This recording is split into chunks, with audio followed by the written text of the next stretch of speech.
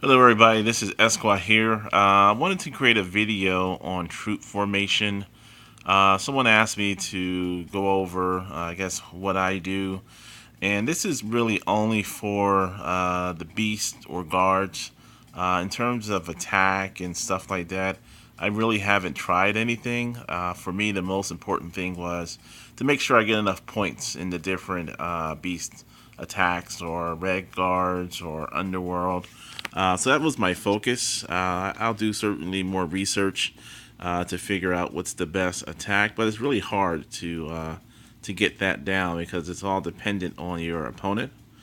So let me just show you what I have here. So I guess the main thing is to understand that you get the best, I guess, damage when you only use your troops of distance and cavalry.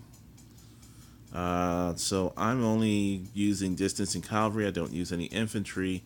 And once I made that change, my damage became a lot greater, and I performed a lot better in all of the red guards or beast type activities. And in regards to setting up your ship, another important thing is to have a lot of different tiers.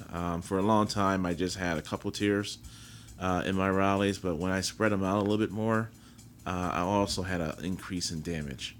So let me show you the way I approached my layout. So right now, as you can see, I have 168,000 troops in this particular march. So what I did is I put 50%. I divided my troops between distance and cavalry equally, and I put approximately 50% of their portion in my T10s. Reason why I did that, of course, the T10s are the strongest. You want to make sure they're out there the most. So that's the reason why I put them as my 50%. Next, for the T9s, my goal here, and I did it more with my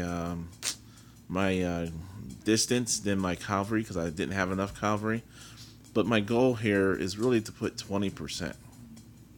And the reason I chose 20% is, these are the top two troops, but also they kind of balance each other out. Looking at the distance, so the marksman is different than the grenadiers, and they provide different benefits, and they kill different types of troops. So having them, the two strongest troops I have, having a good balance of both, it has really helped me out. So that leaves 30% for the remaining troops, and I came up with some numbers based on the 168, and it kind of works for me. Now, of course, I mentioned that I don't have enough cavalry, so my cavalry numbers aren't what they're supposed to be. So I just want to go over the distance because that's closer to what I'm looking for. All right, so looking at my tier ones, I want to keep them close to, say, 1,000. And then when to tier twos, I increase them close to 1,500. Doesn't have to be exact, but you just want to be close. Tier 3 takes that to 2,000. Tier 4s, you can see I take it close to 2,500. Tier 5s, 3,000. Tier 6, 4,000.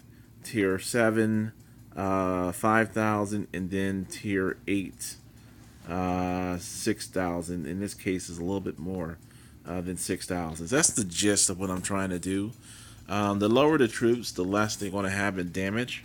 So I kind of gradually bring them up. So let me know what you think. Try something out like this to rearrange your troops. Let me know if you have any success here. It's worked for me. Hopefully it'll work for you. Thank you for watching. See you later.